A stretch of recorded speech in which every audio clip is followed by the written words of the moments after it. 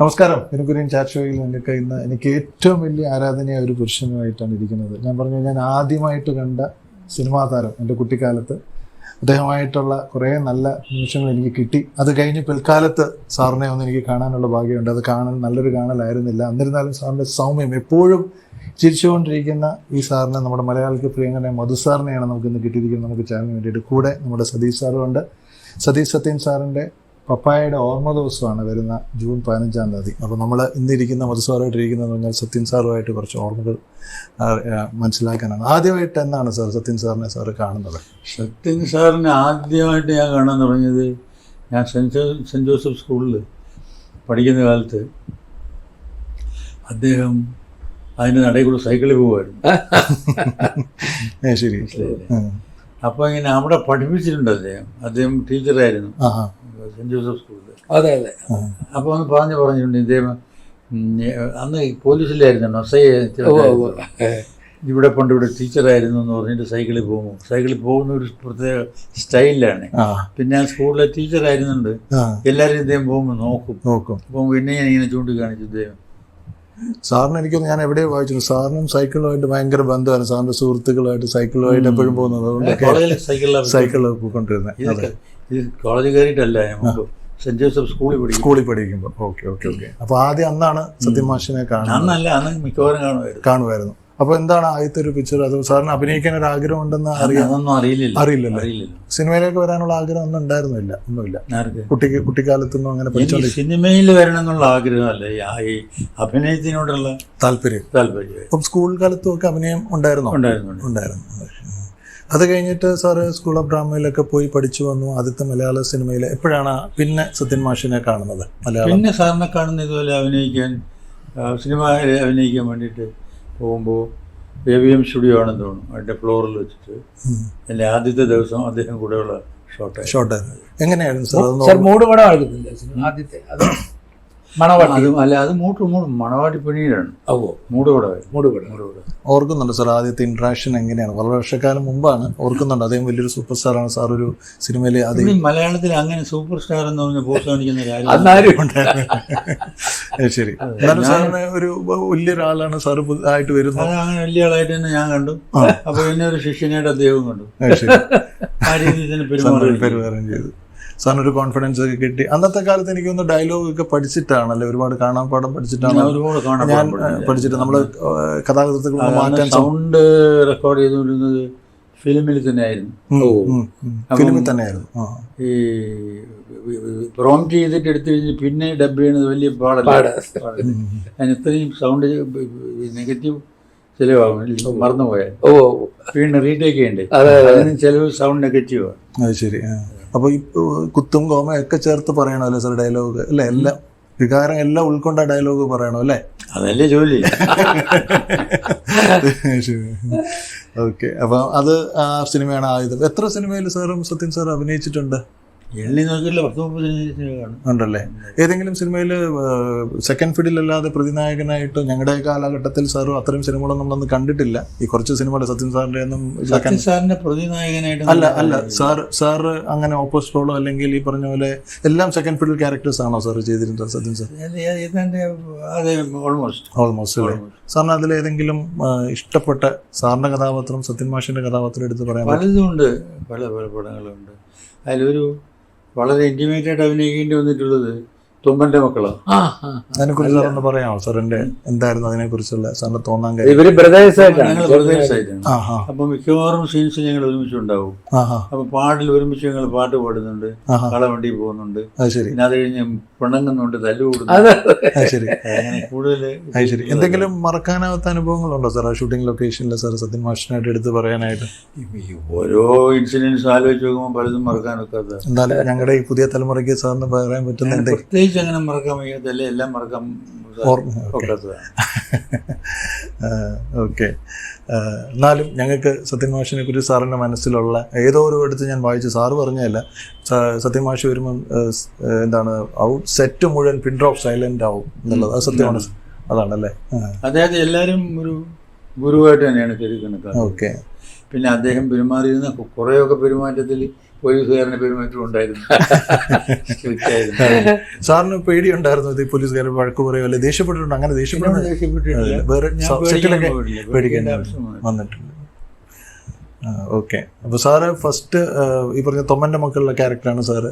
First ഒന്നും അല്ല, ഓർക്കാൻ പറ്റുന്ന സാറ് ഒരുപാട് ഓർക്കാൻ പറ്റുന്ന ഒരുപാടുണ്ട്. ചെമ്മീൻ തന്നെയല്ലേ? ചെമ്മീനുണ്ട്, ഡെഫിനറ്റ്ലി. പക്ഷെ അതിനകത്ത് കോമ്പിനേഷൻ സീൻസ് ഇല്ല, കോമ്പിനേഷൻ സീൻസ് ഇല്ല. അപ്പൊ കോമ്പിനേഷൻ സീൻസിലെ തൊമ്മൻ മക്കളാണ് സാറിന് ഇഷ്ടപ്പെട്ട തൊമ്മന്റെ മക്കൾ. പിന്നെ വേറെ ഏതൊക്കെയായിരിക്കും? 50 വർഷത്തിന് മുമ്പുള്ള കാര്യമാണ്. ഇപ്പോൾ ഉള്ള കാര്യം തന്നെ ഓർക്കുന്നില്ല. ഓക്കെ. ഞാൻ മനസ്സിലാക്കിയ സതീഷ് സാറും മധു സാറും ഒരു സിനിമയിൽ അഭിനയിച്ചിട്ടുണ്ട്. സാറിന് ഓർമ്മയുണ്ടോ സിനിമയുടെ പേര്? നിങ്ങൾ രണ്ടുപേരും കൂടെ ഒരു സാറ് അഭിനയിച്ച 4 സിനിമയിൽ നിങ്ങൾ രണ്ടുപേരും ഏതോ ഒരു സിനിമയിലെ പേര് ഞാൻ അദ്ദേഹത്തിന്റെ സിനിമയിൽ തന്നെയാണ് ശുദ്ധി കലശം. ഞാൻ അഭിനയിച്ചു. അതെ, അദ്ദേഹം പ്രൊഡ്യൂസ് ചെയ്ത. അതിന്റെ ഡയറക്ടർ ആരായിരുന്നു? ചന്ദ്രകുമാർ. ഓ ശരി. Okay okay. അതിലെന്ത് ക്യാരക്ടറായിരുന്നു? സതീഷ് സാറിന് എന്ത് ക്യാരക്ടറായിരുന്നു? ഞാൻ പ്രതിനായകൻ, അദ്ദേഹം ഹീറോ ആയിട്ടും സീമയും ഹീറോ ആയിട്ടും. ഓ ശരി. ഞാൻ ശ്രീവിദ്യയായിരുന്നു. ഓ സാറിന് മധു സാറും ശ്രീവിദ്യ മാഡമാണ് സാറിന് നമ്മളൊക്കെ കണ്ട് ഒരുപാട്. അവർ ഭയങ്കര കോമ്പിനേഷൻ. ഞങ്ങൾക്ക് പല രക്തം എന്നൊക്കെ പറഞ്ഞ പല സിനിമകൾ ഇവരുടെ ഭയങ്കര കോമ്പിനേഷൻ. തീക്കനൽ ഒരുപാട് സിനിമകളിൽ ഉണ്ട്. ശ്രീവിദ്യ മാഡം ഉണ്ട്. കുറെ സിനിമകളിൽ അഭിനയിച്ചു. ഒരുപാട് പിന്നെ ഈ തടി രണ്ടുപേർക്കും ഉള്ളത് കാരണം ഒരു നല്ല കോമ്പിനേഷൻ തോന്നി. അതെ, തടിയുടെ മാത്രമല്ല, എനിക്ക് തോന്നുന്നു അവരൊരു കെമിസ്ട്രി ഉണ്ടായിരുന്നു. കുറച്ച് സിനിമ നല്ലൊരു കെമിസ്ട്രി ആയിരുന്നു, പാട്ട് സീനുകളിലും മറ്റു കാര്യങ്ങളിലും. സാർ, ആ സിനിമയെ കുറിച്ച് സാറിന് എന്തെങ്കിലും രസകരമായിട്ട് സംഭവം ഉണ്ടോ? മധു സാറിന് എന്തെങ്കിലും ഉണ്ട്? സാറിന് ഓർമ്മയുണ്ടോ? പടം പി ചന്ദ്രശേഖരൻ സാറിന്റെ പടം ഒരുപാട് കാര്യങ്ങൾ ഓർക്കുന്നുണ്ട് സിനിമയിലെ. കാരണം മറക്കാനാവാത്ത ഒരു സിനിമയായിരുന്നു അത്. കാരണം എൻ്റെ ടാക്സി ഡ്രൈവർ എൻ്റെ സിനിമ ഷൂട്ടിംഗ് കഴിഞ്ഞു പിന്നെ 3ാമത്തെ പടമായിരുന്നു ശുദ്ധി കലശം. മധു സാർ പെട്ടെന്ന് എന്നെ ഒട്ടും പ്രതീക്ഷിക്കാതെ എന്നെ ഫോണിൽ വിളിക്കുന്നു. അങ്ങനെയാണ് എന്നെ അതിൽ കാസ്റ്റ് ചെയ്തിട്ടുണ്ടെന്ന് അറിഞ്ഞപ്പോൾ വലിയ സന്തോഷം തോന്നി. കാരണം പിന്നെ പപ്പയുടെ കാലം കഴിഞ്ഞിട്ടും അന്നും ഇന്നും ഞങ്ങളുടെ കുടുംബത്തിലെ ഒരു അംഗമായിട്ട് അദ്ദേഹം ഞങ്ങളുടെ ഒരു വല്യമ്മാവനായിട്ട് അന്നും ഇന്നും സ്നേഹത്തോടെ വാത്സല്യത്തോടെ ഞങ്ങളോട് പെരുമാറിയിട്ടുണ്ട്. അത് തന്നെയാണ് അദ്ദേഹം ഈ സിനിമയുടെ കാര്യത്തിലും കാണിച്ചതെന്ന് എനിക്ക് തോന്നി. കാരണം അന്ന് എന്നെ വിളിക്കേണ്ട കാര്യമില്ല. എത്രയോ നടന്മാരും വില്ലന്മാരും ഒക്കെ ഈ ലോകത്തുള്ളപ്പോൾ അദ്ദേഹം എന്നെ തന്നെ വിളിച്ചു. അങ്ങനെ ഒരു പ്രത്യേക ഒരു റോള് കാസ്റ്റ് ചെയ്ത് എനിക്ക് തന്നു. വളരെ സ്നേഹത്തോടും പടത്തിൻ്റെ ഷൂട്ടിംഗ് കഴിയുന്ന സാറ് പോകുമ്പോഴത്തേക്ക് ഉമാ സ്റ്റുഡിയോ വെച്ചായിരുന്നു എൻ്റെ ഷൂട്ടിംഗ്. ഇവിടുന്ന് രാവിലെ പോകുമ്പോൾ സാറിൻ്റെ കൂടെയാണ് ഞാൻ പോകുന്നത്. അത് വളരെ പ്രത്യേകം നല്ല ഒരുപാട് സംഭവങ്ങൾ, അതിൽ മറക്കാനാവാത്ത സംഭവങ്ങൾ. നല്ല ഒരു കുടുംബം പോലെയാണ് സാറിൻ്റെ ഉമാ സ്റ്റുഡിയോ. എല്ലാവരോടും സാർ അങ്ങനെയാണ് പെരുമാറിയിരുന്നത്. അവിടുത്തെ ടെക്നീഷ്യൻസ്, അതെ, അവിടുത്തെ എല്ലാ സ്റ്റാഫും എല്ലാവരോടും സാറിനോട് അത്രയും നല്ലൊരു ഇൻറ്റിമസി പുലർത്തിയിരുന്ന ഒരു വളരെ ജീവിതത്തിൽ എനിക്ക് മറക്കാനാവാത്ത ഒരു സംഭവമായിരുന്നു ശുദ്ധി കലശത്തിലെ ഷൂട്ടിംഗ്. അതിലതുപോലെ സാർ, അതിലെ നമ്മുടെ സദാശിവന്റെ കാര്യം ചിലപ്പോൾ ഇപ്പോഴും ഓർക്കുമ്പോൾ ചിരിച്ചു. അവിടുത്തെ മാനേജർ ഒരു സദാശിവൻ, അയ്യോ വളരെ ഒരു ഫണ്ണി ക്യാരക്ടറാണ്. അപ്പൊ ഞാന് അന്ന് മധു സാറ് പിന്നെ ഒരു നല്ല വൈറ്റ് സഫാരി സൂട്ടൊക്കെ ഇട്ട് സാറിന്റെ മേക്കപ്പ് എല്ലാം കഴിഞ്ഞു ഞാൻ ഒരു സൂട്ടൊക്കെ ഇട്ടുകൊണ്ട് നിൽക്കുക. അപ്പോഴത്തേക്ക് അന്നതിൽ പോലീസുകാരൻ്റെ ഒരു വേഷമുണ്ട്. ഒരു മെലിഞ്ഞിട്ടൊരാളാണ്. ഇയാൾക്ക് കൊടുത്ത വേഷം ഇട്ട് കഴിഞ്ഞപ്പോ വലിയ പാവാട പോലെ ഇയാളുടെ കൈ അപ്പൊ ഇയാൾ ചെന്ന് സദാശിവന്റെ അടുത്ത് ചെന്ന് പറഞ്ഞു, സാർ എനിക്കിത് വളരെ ലൂസായിപ്പോയി സാർ, ഒന്ന് ടൈറ്റ് ചെയ്യിച്ച് തരണം. എടോ അതൊക്കെ എഡിറ്റിങ്ങിലൊക്കെ ശരിയായിരിക്കും സാർ പറഞ്ഞതാണ്. അയ്യോ ഞങ്ങളൊക്കെ അന്തപ്പെട്ടു പോയി. ആ പാവം മനുഷ്യനോട് പറയാതെ കുഴപ്പമില്ല. അങ്ങനെ ഒരുപാട് കാര്യമാണ്. ഇപ്പം പ്രേക്ഷകർക്ക് മനസ്സിലായിട്ട് ആ ഉമാ സ്റ്റുഡിയോ ആണ് വീണ്ടും പിന്നെ ഏഷ്യാനെറ്റ് എടുക്കുകയും ഏഷ്യാനെറ്റിൻ്റെ സ്റ്റുഡിയോ ആയിട്ട് വരുന്നത് അല്ലേ സാർ? അതെ അല്ലേ? അപ്പോൾ ഇന്നത്തെ തലമുറയ്ക്ക് അറിയാൻ വഴിയിൽ ഞങ്ങൾക്ക് അത് പറയാൻ, ഉമാ സ്റ്റുഡിയോ എന്ന് പറയുന്നത് തിരുവനന്തപുരത്ത് ഉണ്ടായിരുന്ന മെറിലാൻഡ് കഴിഞ്ഞ ഒരു സെക്കൻഡ് സ്റ്റുഡിയോ ആണ് തിരുവനന്തപുരത്ത് ഉണ്ടായിരുന്നത്. സാറ് തന്നെ പല മേഖലകളിൽ വർക്ക് ചെയ്തിട്ടുണ്ട്. As A producer, actor, director. സാറിൻ്റെ ആദ്യം ഡയറക്റ്റ് ചെയ്ത ഫിലിം പ്രിയ, എൻ്റെ ഓർമ്മ ശരിയാണ്. ആദ്യം ഡയറക്റ്റ് ചെയ്ത് പ്രിയ. അപ്പോൾ സാറ് പഠിച്ചുകൊണ്ടിരിക്കുന്ന സമയത്തൊക്കെ ഈ സാറിൻ്റെ ഒരു ആഗ്രഹം എന്ന് പറഞ്ഞാൽ ട്യൂട്ടോറിയൽ കോളേജ് പഠിച്ചു കഴിഞ്ഞിട്ട് ഒരു ഈവനിങ് വന്നൊരു നാടക കളരി ചെയ്യണമെന്നായിരുന്നു. അതിൻ്റെ അല്ലേ സാറേ ഞാൻ അത് സാറ് മനസ്സിൽ തോന്നിയതുകൊണ്ടായിരിക്കാം തിരുവനന്തപുരത്ത് തന്നെ വന്ന് സാർ ഒരു സ്റ്റുഡിയോ തുടങ്ങിയതും അതിൻ്റെ എല്ലാ മേഖലയിലും കൈവച്ച ഒരു മഹത്തായിട്ട് വ്യക്തിയാണ്. മലയാളത്തിന് പല പല സംഭവം സാറ് ഒരിക്കലും 400 സിനിമകളിൽ അഭിനയിച്ചിട്ടുണ്ടാവില്ലേ? 400ഓളം സിനിമയിൽ അഭിനയിച്ചിട്ടുണ്ടാവില്ലേ? കൂടുതലുണ്ടല്ലേ? ഓക്കെ. പലർക്കും അറിയാവുന്നതാണ്. പത്മശ്രീ പല അവാർഡുകളൊക്കെ വാങ്ങിയിട്ടുള്ളതാണ്. ചിൽഡ്രൻസ് ഫിലിമിൻ്റെ ഒക്കെ അതൊന്നും ഞാൻ എടുത്തു പറയുന്നില്ല. മഹത്തായ ഒരു വ്യക്തിയെ നമുക്ക് കിട്ടിയത് വളരെ സന്തോഷം. അതുപോലെ തന്നെ നമുക്ക് സത്യൻ സാറിനെ കുറിച്ചുള്ള അനുസ്മരണ സമയത്ത് തന്നെ രണ്ടുപേരെയും ഒന്നിച്ച് കിട്ടിയ സന്തോഷം. സാറ് ഇവിടെ തീരുന്നില്ല. ഞാൻ പറഞ്ഞു തന്നാൽ സാറിന് ഇനിയും ഉണ്ടാവും. സാറൊരു സത്യൻ മാഷിൻ്റെ മകനായിട്ട് ജനിച്ചു. പെട്ടെന്ന് പപ്പായുടെ മരണം സംഭവിച്ചു അല്ലേ? അപ്പം അത് കഴിഞ്ഞിട്ട് നിങ്ങൾക്ക് സിനിമാ ലോകത്ത് ഇപ്പം സാറ് തന്നെ പറഞ്ഞു, ഞാൻ ആ ചോദ്യം സാറ് തന്നെ പറയുമ്പോൾ സാറൊക്കെ ഒരുപാട് ഹെൽപ്പ് ചെയ്തു. അതുപോലെ വേറെ ആരെങ്കിലും ഉണ്ടോ സാറേ? ഇപ്പം ഒരുപാട് എല്ലാവരും അതെ. മധു സാർ അതെ, പിന്നെ നസീർ സാറ് ഞങ്ങളുടെ ഇപ്പോൾ വീട്ടിലെ കല്യാണത്തിന് വിളിച്ചിട്ടും നസീർ സാറ് മദ്രാസിൽ നിന്ന് ഞാൻ ജസ്റ്റ് ഒരു പോസ്റ്റിൽ അയച്ചതാണ്, ഒരു ഇൻവിറ്റേഷൻ. അദ്ദേഹം സമയത്ത് പള്ളിയിൽ വന്നു. അദ്ദേഹം അതെ, ഭാസ്കര മാഷ് തീർച്ചയായിട്ടും അതൊന്നും ജീവിതത്തിൽ മറക്കാൻ പറ്റില്ല. എല്ലാവരും നമ്മളോട് വളരെ സ്നേഹത്തോടെ ആ സിനിമയിലൊരു തറവാട്ടിലെ കാരണം ഫീലിംഗ് ആയിരുന്നല്ലേ? തീർച്ചയായിട്ടും സാർ അതേ ഫീലിംഗ് തന്നെയായിരുന്നു. അപ്പം മലയാളത്തിൽ ശരിക്കും പറഞ്ഞാൽ ഒരു കാരണവർ തന്നെയായിരുന്നു ഇന്നത്തെ കാരണവർ ഇദ്ദേഹമാണ്. അതറിയാം മലയാളത്തിൽ ജീവിച്ചിരിക്കുന്ന കാരണവരാണ് അദ്ദേഹം. എനിക്കൊന്ന് ഇപ്പൊ ഇദ്ദേഹത്തിനാണ് ഇപ്പോ കാരണം മനസ്സിലായി. എനിക്കൊന്ന് അവസാനം സാർ അഭിനയിച്ചത് 1 എന്ന സിനിമയിലാണ്, മമ്മൂട്ടി സാറുമായിട്ടുള്ള അഭിനയിച്ചല്ലേ? അത് കഴിഞ്ഞ് 1 എന്ന് പറഞ്ഞ സിനിമയിലല്ലേ സാർ? അത് ഞാൻ ഈ അഭിനയം ഇരുന്ന കാലത്തുള്ളതാണ്.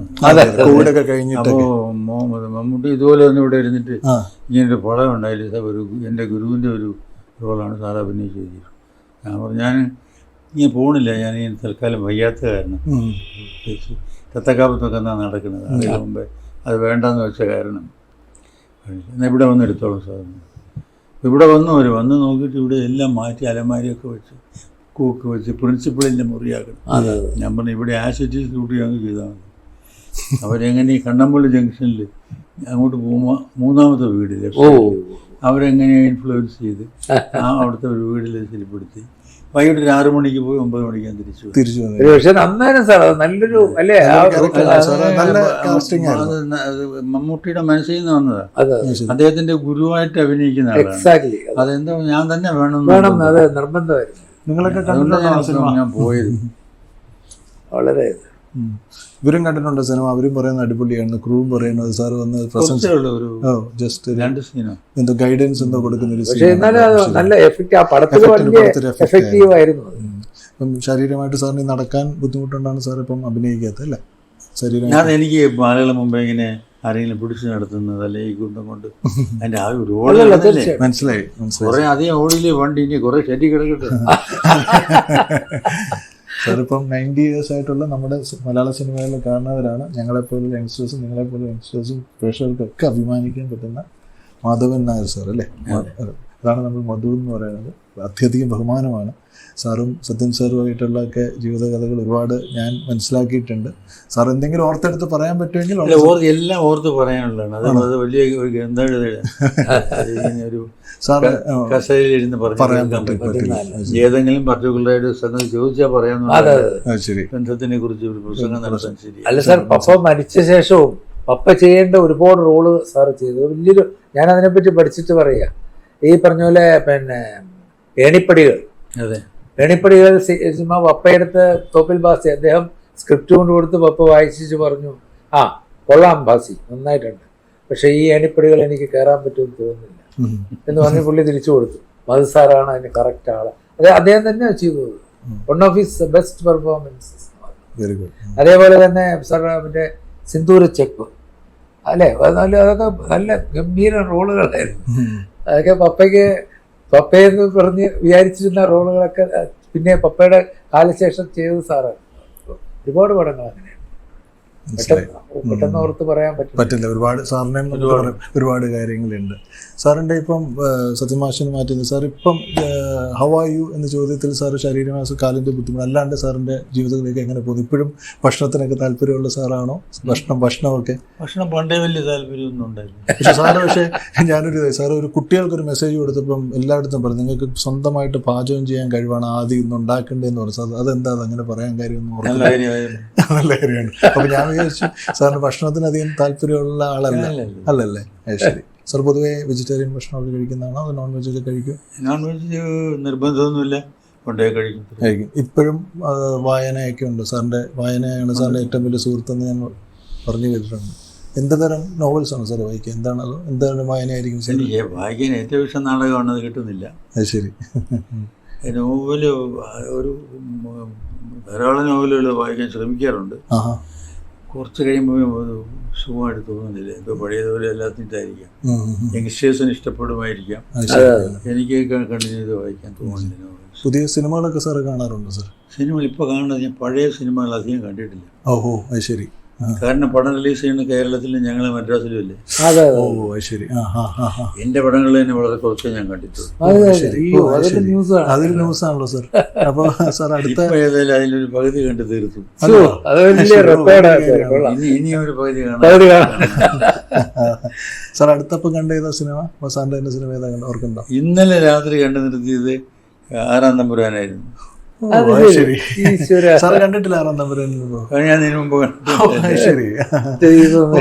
അത് വലിയൊരു ന്യൂസാണല്ലോ. അത് ശരി. സാർ ഒറ്റയടിക്കായിരുന്ന ആ പടം കാണും എല്ലാം മുഴുവൻ? 2 ദിവസമാവും രാത്രിയായി കാണാൻ തുടങ്ങുന്നത്. ശരി. അപ്പൊ ഇന്റർവെൽ ആവാൻ നേരത്തെ എൻ്റെ മണി 2:30 ഞാൻ 3 മണി കിടക്കും. ഓക്കെ, അങ്ങനെയാണ്. ഓക്കെ. സാറിന്റെ 6-ാം തമ്പുരാൻ മാത്രമല്ല, അതിന് മുമ്പ് മുമ്പുണ്ടായിരുന്ന പടം ഏതാണ്ട് അതുപോലൊരു പടം ഉണ്ടായിരുന്നല്ലോ, രാവണപ്രഭു ആണോ സാറേ? രാവണപ്രഭു അല്ലാതെ നരസിംഹമായിരിക്കും. നരസിംഹ ആ പടമൊക്കെ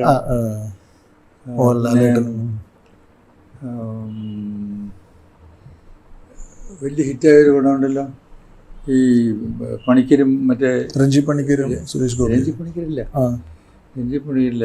മറ്റേ ഇപ്പോഴും അഭിനയിക്കുകയൊക്കെ ചെയ്യണ ദിനേശ് പണിക്കരുണ്ടല്ലോ. ദിനേശ് പണിക്കരും ഉണ്ണിയും കൂടെ എടുത്തില്ലേ പടം കിരീടം. ചെങ്കോലും എല്ലാം ഈയിടയ്ക്കാ കണ്ടു.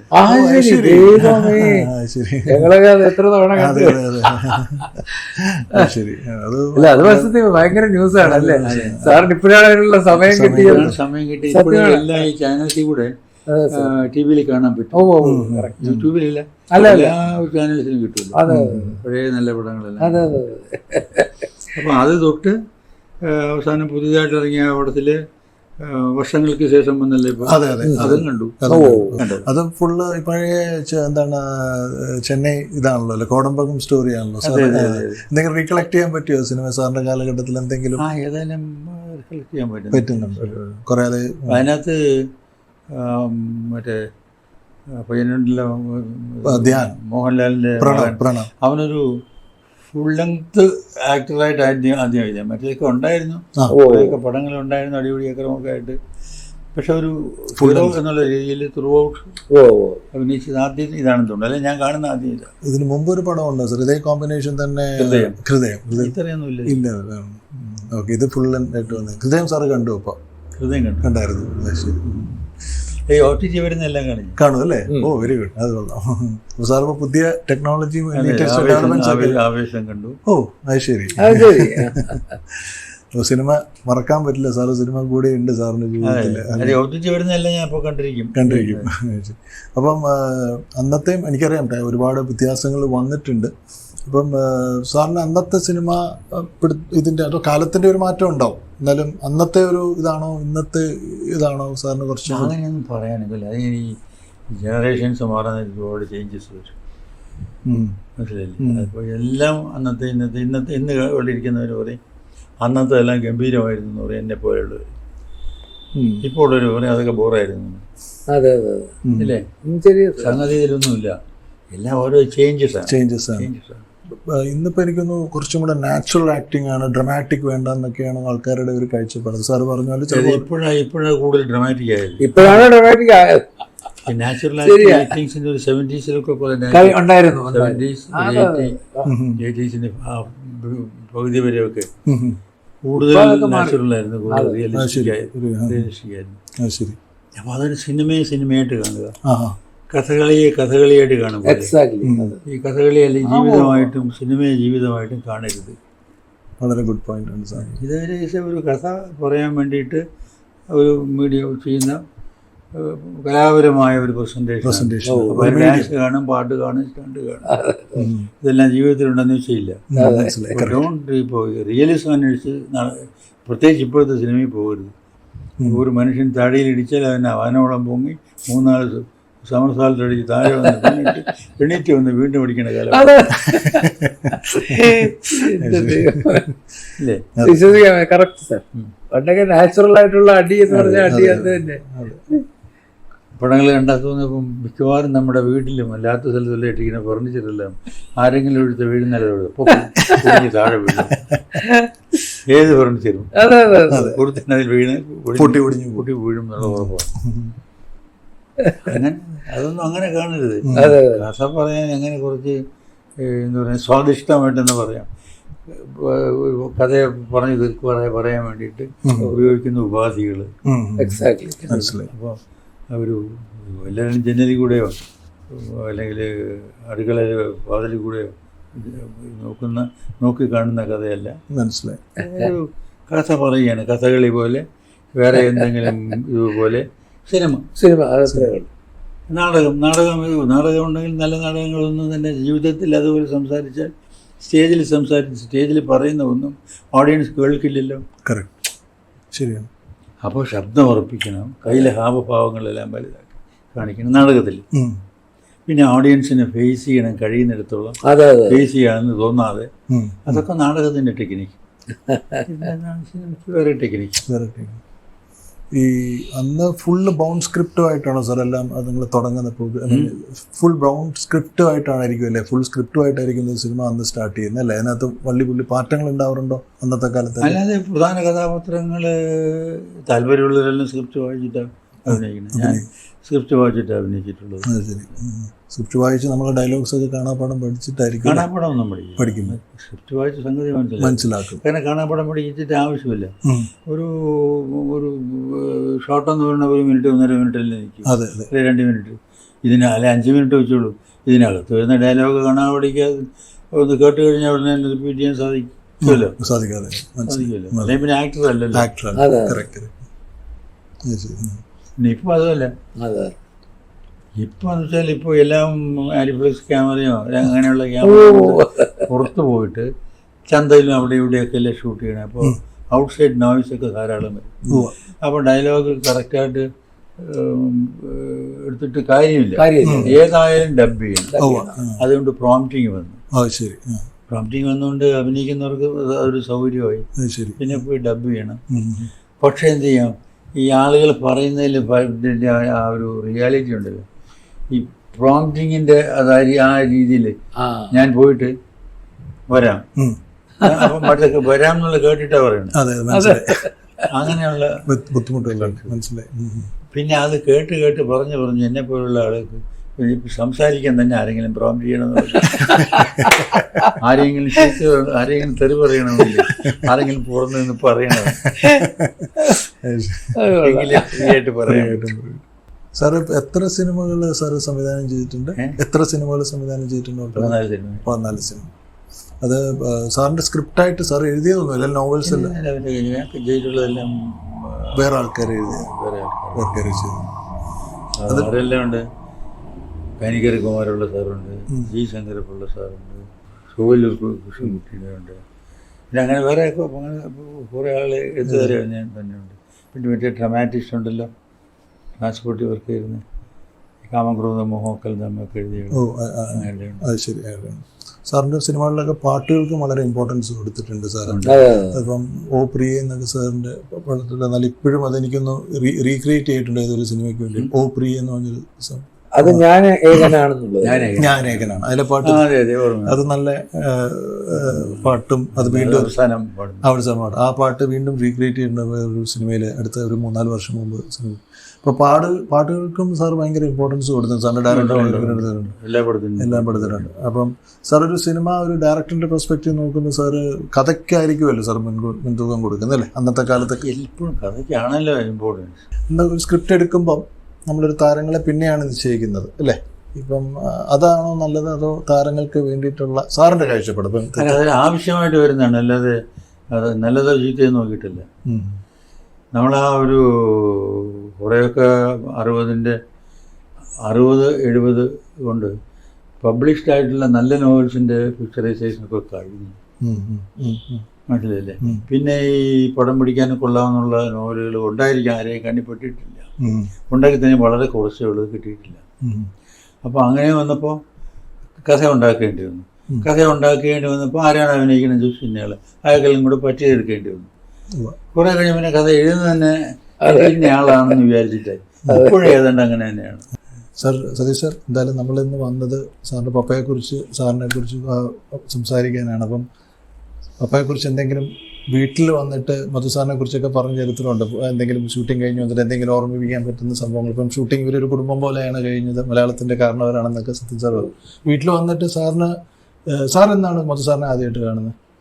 ഞാൻ മധു സാറിനെ ആദ്യമായിട്ട് കുട്ടിക്കാലത്ത് കണ്ടിട്ടുണ്ട്. പക്ഷെ അത് പപ്പയെ സാറുമായിട്ട് സംസാരിച്ചുകൊണ്ടിരിക്കുമ്പോൾ പപ്പ മമ്മിയോട് വിളിച്ച് പരിചയപ്പെടുത്തുന്നുണ്ട്. അദ്ദേഹം ഒന്ന് ലെക്ചററാണ്, മാധവൻ നായർ, പിന്നെ നാഗർകോവിലെ കോളേജിൽ പഠിപ്പിക്കുകയാണ്. ഹിന്ദി ഹിന്ദി ലെക്ചറാണ്. അങ്ങനെ പറഞ്ഞ് പഠിപ്പിക്കുന്നത്. അപ്പം അത് ഞങ്ങളൊക്കെ കൊച്ചു പിള്ളേരാ, 7 ഒക്കെ. അപ്പം അന്ന് ഇങ്ങനെ അദ്ദേഹത്തിനെ കണ്ട് പോകുന്നതേ ഉള്ളൂ. പിന്നെ അതിനുശേഷം പിന്നെ ഈ പറഞ്ഞ പോലെ സിനിമയിൽ വെച്ചിട്ട് പല ഇതിലും കണ്ടിട്ടുണ്ട്. പിന്നെ പപ്പ പറയാറുണ്ട്, പപ്പയ്ക്ക് വലിയൊരു നല്ല അഭിപ്രായവും ഇവർ തമ്മിൽ നല്ലൊരു കെമിസ്ട്രി ആയിരുന്നു എല്ലാ കാര്യത്തിലും. ആ ജീവിതകാലം മുഴുവൻ അവരുടെ സ്നേഹബന്ധവും അങ്ങനെ തന്നെ തുടർന്നു, അവസാന കാലം വരെയും. പപ്പയുടെ കാലശേഷവും അത് തുടർന്ന് ഞങ്ങളോട് 3 പേരോടും മധു സാറിന് അതേ ഒരു വാത്സല്യവും സ്നേഹവും അന്നും ഇന്നുമുണ്ട്. ഞങ്ങളതിൽ വളരെയേറെ അഭിമാനിക്കുന്നുണ്ട്. മലയാള സിനിമയെക്കുറിച്ച് ഞങ്ങൾക്ക് തിരിഞ്ഞു നോക്കിയാൽ ഞങ്ങൾക്കൊരു കാരണവർ ഇന്നുമുണ്ട് എന്നുള്ള ഒരു വിശ്വാസത്തിലാണ് ഞങ്ങളൊന്ന് കഴിയുന്നത്. അപ്പം വളരെ നന്ദി സാറ്, ഞങ്ങൾ രണ്ടുപേരെയും ഒന്നിച്ച് കിട്ടിയതിനും ഇന്ന് സത്യൻ മാഷിൻ്റെ ഓർമ്മകൾ പുതുക്കാനായിട്ട് മധു സാറിനെയും കിട്ടിയതും. മധു സാറിനെ personally I am very happy. എൻ്റെ ആദ്യത്തെ സൂപ്പർ സ്റ്റാർ ആണെന്ന് പറയാം, അല്ലെങ്കിൽ താരമാണെന്ന് പറയാം. എൻ്റെ ഒരു ഡ്രീമായിരുന്നു സാറുമായിട്ട് കുറച്ച് സമയം ചെലവഴിക്കണം. അതിന് സതീഷ് സാറും എനിക്ക് അവസരം ഒരുക്കി തന്നെ നന്ദി പറയുന്നു. അപ്പം ഇതൊരു സത്യൻ മാഷിനെ കുറിച്ച് ഞങ്ങളൊക്കെ കേട്ടിട്ടേ ഉള്ളൂ. ഞങ്ങളാരും എൻ്റെയൊക്കെ ജനനത്തിന് മുന്നേ ഉള്ള താരങ്ങളാണ്, ഇവരുടെ ഒന്നും വരുന്ന കേട്ടിട്ടേ ഉള്ളൂ. അപ്പോൾ പുതിയ തലമുറയ്ക്ക് സത്യൻ മാഷാരാണ്, മധു സാറാണ് എന്ന് അറിയിക്കാനുള്ള ചെറിയൊരു സംരംഭമാണ് നമ്മുടെ ചാനലിലൂടെ നടക്കുന്നത്. നമ്മുടെ എല്ലാം പ്രിയങ്കരനായ മധു സാറിന് 100,000 നന്ദി. ജീവിതത്തിൽ എല്ലാ അനുഗ്രഹങ്ങളും ഉണ്ടാവട്ടെ എന്ന് ഞാൻ പറഞ്ഞുകൊണ്ടത്. സതീഷ് സാറിന് നന്ദിയുണ്ട്. സാറിൻ്റെ ഓർമ്മ ദിവസം നമുക്കെല്ലാവർക്കും കേരളത്തിൽ നാച്ചുറലായിട്ടുള്ള അഭിനയം രൂപമുണ്ട്. കർക്കശമായ സ്വഭാവം കൊണ്ടും പല ഇൻസിഡൻസും ഞാൻ ഇതിനു മുമ്പ് പറഞ്ഞിട്ടുണ്ട് സത്യൻ മാഷിനെ കുറിച്ച്. നേരത്തെ എപ്പിസോഡിലൊക്കെ പല അനുഭവങ്ങളും കാര്യങ്ങളൊക്കെ. ഇനിയും മലയാളം സിനിമ ഉയരട്ടെ, നമുക്കെല്ലാവർക്കും നല്ലത് വരട്ടെ എന്ന് പറഞ്ഞുകൊണ്ട് ഞാൻ നിർത്തുന്നു. നന്ദി, നമസ്കാരം. Thank you.